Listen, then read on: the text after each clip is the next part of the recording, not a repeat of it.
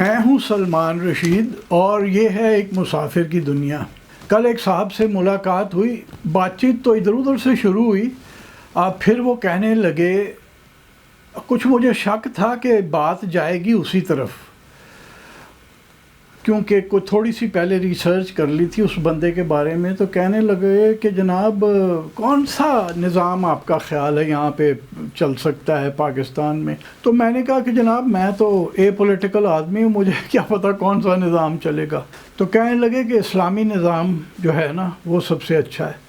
میں نے کہا کہ 1977 میں وہ مردود ضیاء بھی آیا تھا، وہ بھی اسلامی نظام لے کے آیا تھا، کہ نہیں اس نے تو استعمال کیا تھا اپنے صرف طاقت کو، رجیم کو لمبا کرنے کے لیے۔ تو میں نے کہا کہ جناب پھر اب کیا گارنٹی ہے کہ جو اگلا آئے گا وہ اسلام کو اس طریقے سے نہیں استعمال کرے گا؟ کیونکہ ہم نے تو دیکھا ہے پچھلے 800,000 سال کے اندر کہ ہر جو بادشاہ تھا مسلمان، اس نے اسلام کو استعمال ہی کیا ہے اپنے آپ کو طاقت دینے کے لیے۔ ضیاء کا جو وہ ایک مکروہ سا ریفرینڈم ہوا تھا جس میں یہ تھا کہ کیا آپ اسلام چاہتے ہیں؟ کون کہے گا مسلمان پاکستان کے اندر کہ جی مجھے اسلام نہیں چاہیے؟ گاٹا لوانا ہے کسی نے، ہر ایک نے کہنا تھا کہ ہاں۔ تو اس نے کہا تو پھر میں بادشاہ۔ اس زمانے میں 1984 میں دسمبر میں اس مردود نے یہ ریفرینڈم کرایا تھا، تو وہ ہمارے دوستوں نے کہا کہ یار یہ تو ایسے ہی ہے کہ محلے میں لڑکے کہیں کہ کون کون کرکٹ کھیلے گا، آ جائیں گے 8-10، تو وہ جس نے پہلے پوچھا کہے گا تو پھر میں کیپٹن، میری واری سب تو پہلے۔ تو جب میں نے ان صاحب کو کہا نا کہ جناب وہ کون، یعنی آپ کیسے گارنٹی دے سکتے ہیں کہ جو اب آئے گا وہ نہیں اس کو اسلام کو استعمال کرے گا؟ تو جواب تو کوئی نہیں تھا اس کے پاس۔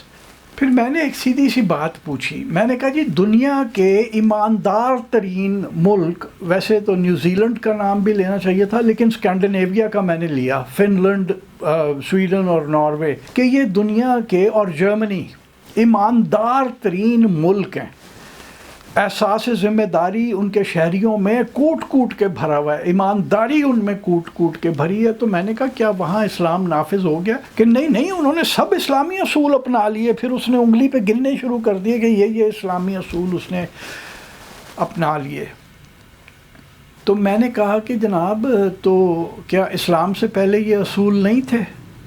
اب وہ بھائی ان سوچی پہ گیا کہ ایدا کی جواب ہے۔ تو میں نے پھر انہیں کہا کہ حضور موئنجودڑو، ہڑپا جو ہمارے پاکستان کے پاس ہیں، ڈھولا ویرا اور اپنا لوتھل کی میں نے بات نہیں کی جو کہ انڈیا کے اندر ہیں، وہ تو کافر ملک ہے نا۔ تو میں نے کہا کہ جناب یہ جو دو ہمارے شہر تھے یہ 5-5 ہزار سال زندہ رہے، تو کیا یہ بغیر کسی اصولوں کے زندہ رہے؟ کیا قتل و غارت گری، زنا، چوری، ڈاکہ، ہر برا کام یہاں پہ چل رہا تھا اور یہ 5-5 ہزار سال زندہ رہے؟ اور ایسے بھی نہیں کہ صرف مر کے زندہ رہ رہے ہیں جیسے اب جو ہماری حالت ہے، کہ جو میسوپوٹیمیا کے بادشاہ تھے سارگون، وہ جیسا بادشاہ، اس کی پھڑ یہ تھی کہ میں وہ بادشاہ ہوں کہ میرے دیس کی بندرگاہوں کے اوپر وہاں ملوہا کی بیڑے آ کے رکتے ہیں۔ ملوہا سندھو تھا ہمارا، یہ سندھو کی گھاٹی موئنجودڑو۔ تو مطلب یہ اتنے بڑے شہر تھے، تو کیا یہ بغیر اصولوں کے یہ حرام توبی کے اوپر ہی چل رہے تھے؟ یہ ہم لوگ نہیں نا سوچتے کہ جی وہ اسلامی اصول۔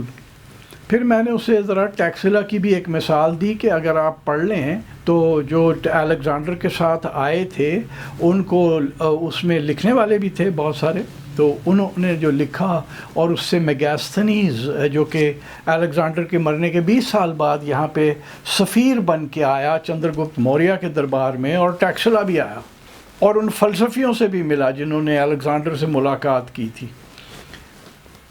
تو ہمیں پتہ چلتا ہے کہ جناب ٹیکسلا کے اندر جتنا کوئی کاروبار آپس میں کوئی دو لوگ کر رہے ہیں تو کوئی لکھت پڑھت نہیں کرتے، اور یہ نہیں تھا کہ لکھت پڑھت آتی نہیں تھی انہیں۔ ٹیکسلا میں سن 800 قبل مسیح میں یونیورسٹی تھی، دوسری نالندہ میں تھی ادھر بہار کے اندر، یہ 2 یونیورسٹیز تھیں انڈیا کے اندر بہت بڑی، اور ٹیکسلا کی یونیورسٹی تو ریزیڈینشل تھی جہاں پہ ہاسٹل تھے، لوگ پتہ نہیں کہاں سے آ کے یہاں رہ کے پڑھتے تھے. تو لکھت پڑھت کا یہ نہیں تھا. کسی کو ایک بار میں نے 25-30 سال پہلے جب پہلی بار ریسرچ میں میرے سامنے یہ بات آئی تو انہوں نے کہا یار انہوں نے کتنے پڑھنا لکھنا آندہ ہونا ہے. تو اسے میں نے یہ بات بتائی تو آپ بھی سن لیں کہ وہاں پہ پڑھنا لکھنا سب کو آتا تھا، لیکن ہمیں گریکس کیا کہہ رہے ہیں کہ پڑھت لکھت نہیں ہوتی، گواہ بھی نہیں ہوتے اور فراڈ بھی نہیں ہوتا. اسلام ابھی نہیں آیا تھا. یہ بھی اس نے لکھا کہ جو ان کی کورٹس ہیں، جو عدالتیں ہیں، اس میں فراڈ کا کیس کوئی نہیں ہے. اب آپ ادھر ذرا کسی کے ساتھ لین دین کر لیں نا بغیر لکھت، میرے ساتھ ہوا ہے. ایک خانہ خراب کے ساتھ ورڈ آف ماؤتھ کے اوپر میں نے کیا، اس کا کام کر کے دینا تھا، اور 30 سال پرانی دوستی تھی.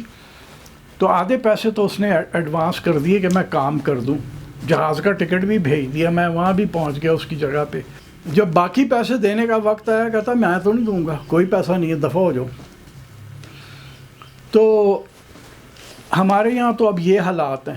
وہاں ابھی اسلام نہیں آیا ہوا تھا تو یہ حالات تھے کہ کوئی بغیر لکھت پڑھت کے لوگ کرتے تھے اور فراڈ نہیں کرتے تھے ایک دوسرے کے ساتھ. اور یہ بھی لکھا ہے کہ ٹیکسلا کے لوگ جب گھر سے جاتے ہیں تو کواڑ بند کر جاتے ہیں، باقی تالا تولا نہیں لگاتے. چوری ہوتی نہیں ہے، چوری کا کسی کو پتہ نہیں ہے. اور یہ نہیں تھا کہ ٹیکسلا میں سارے ہی امیر تھے، بڑے بڑے غریب لوگ بھی تھے. یہ بھی غریبوں کی بھی اس نے لکھی ہے، وہ گریکس نے، کہ وہ کتنے غریب، غربت کتنی تھی ٹیکسلا کے اندر. جیسے اب ہے بہت بہت بڑے امیر بھی ہیں تو ساڈے ورگے ماتڑ بھی ہے گے. تو بلکہ میں تو کہتا ہوں ہم اچھے ہیں بہتوں سے. میں کبھی نیچے کی طرف دیکھتا ہوں تو ہم سے بھی بیچارے بہت گئے گزرے لوگ ہیں. تو میں نے انہیں کہا کہ جناب یہ جو آپ کہتے ہیں نا کہ اسلامی اصول، وہ جی یورپ والے ہمارے اصول لے گئے. اور بھائی جان وہ آپ کے اصول نہیں تھے. آپ کو اگر میں پیچھے لے جاؤں تو 18ویں صدی قبل مسیح کے اندر 1792 قبل مسیح میں بیبلون میں ایک بادشاہ شروع ہوئی، حموربی اس کا نام تھا. مسلمان فوراً اسے رب کے ساتھ جوڑ لیتے ہیں اس لفظ کو. وہ رپی ہے جس کا مطلب ہے گریٹ، عظیم، بڑا. تو حموربی کی جو وہ تھی نا بادشاہت، وہ 1792 قبل مسیح کے اندر شروع ہوئی. اور اس نے یہ کیا کہ ابھی اسلام نہیں آیا، یاد رہے کہ اسلام نہیں آیا. اس نے یہ کیا کہ اس نے اپنے پوری سلطنت کے اندر پتھر لگوا دیے. ان کے اوپر اس نے لکھوایا ایک اپنے ایڈکٹس لکھوائے، اپنے قانون لکھوائے، اور 282 کلازز ہیں اس کے قوانین کے.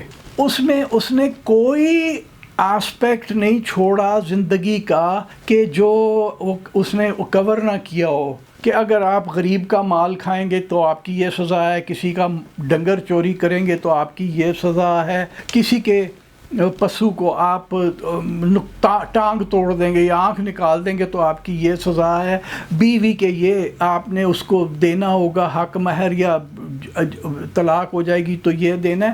282 کلازز میں ہر چیز اس نے کور کی ہوئی ہے. اور یہ 1792 میں بادشاہت پہ بیٹھا تھا اور 43 سال اس نے حکومت کی. یعنی نوجوانی میں ہی آ گیا ہوگا، بڑا سمجھدار تھا، کیونکہ چھوٹے سے ایک شہر کے اوپر اس کی حکومت تھی، اس کے باپ سے جو اسے ملی. سین مبلت اس کے باپ کا نام تھا.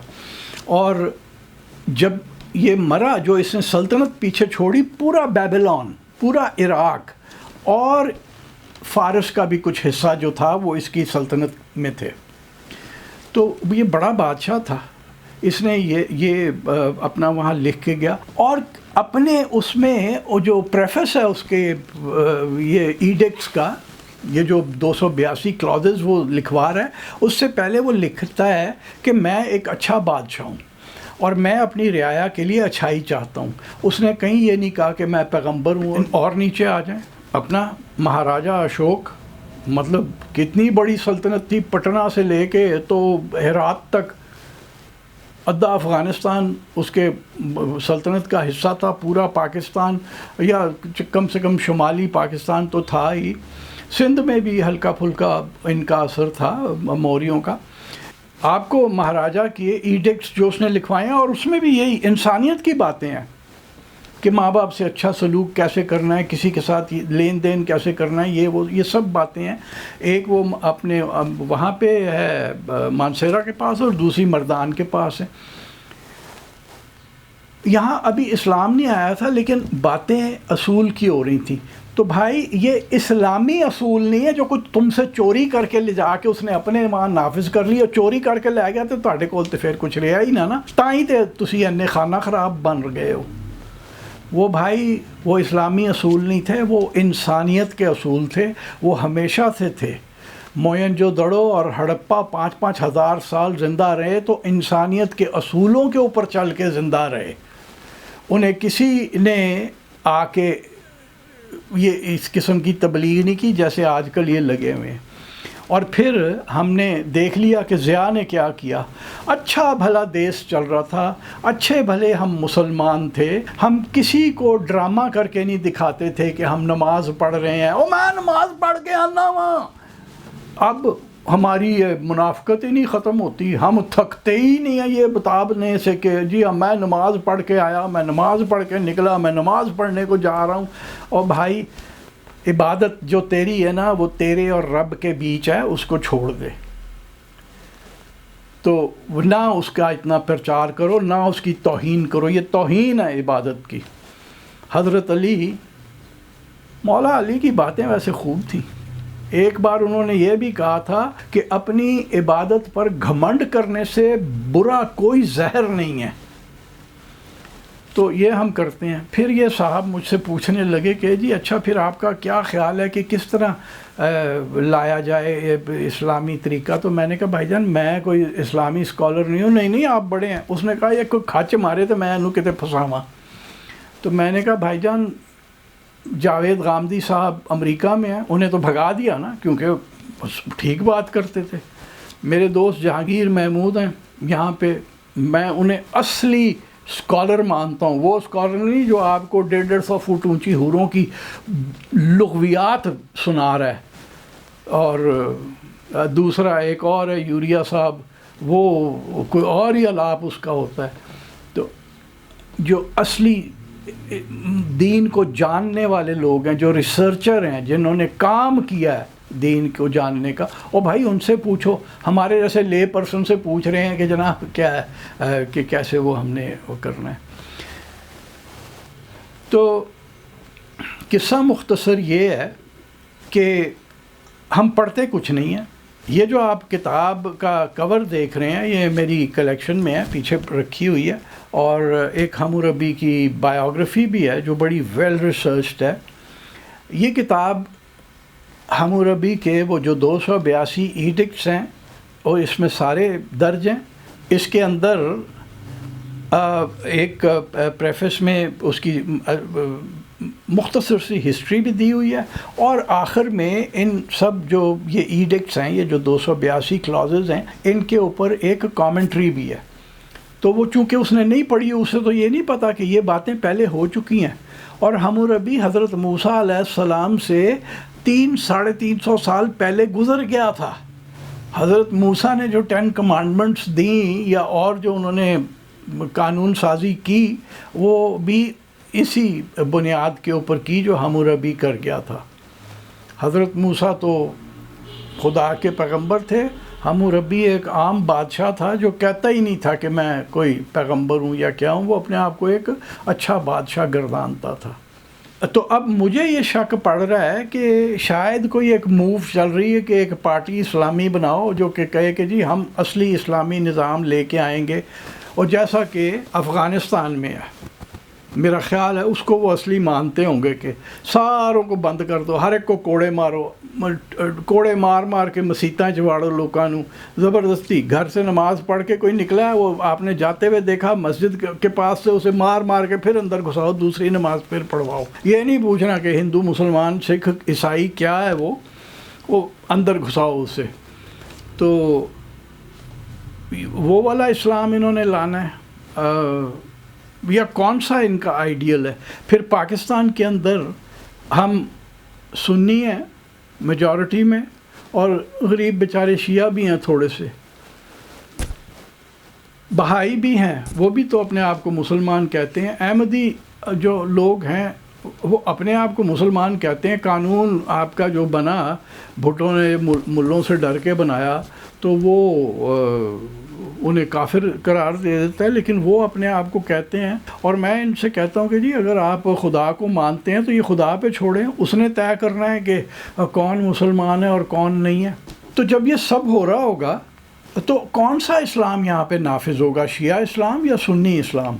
اور پھر سنیوں میں بھی وہابی بھی ہیں کٹڑ قسم کے، اہل حدیث ہیں اس سے بھی کٹڑ، بریلوی ہیں۔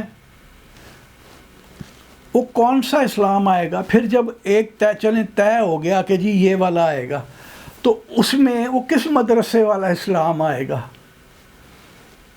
تو یہ پائپ ڈریمز ہیں ان لوگوں کی۔ اور لگتا مجھے یہ ہے کہ وہ یہ ہے کہ یار سارے واری لے گئے نے، سانوں بھی ہن واری لین دیو نا، تے اسی اسلام ورت کے واری لواں گے جویں ضیاء نے ورتیا سی اسلام۔ اب کہانی ڈرامہ یہ ہے، تو پتہ نہیں بخیر ہو پاکستان کی۔ وہ جو کہا تھا نا کہ یہ ایک تجرباتی ملک ہے، اسلام کی لیبارٹری بنے گا، اسلام کی لیبارٹری، تو یہ لیبارٹری بن رہی ہے اسلام کی۔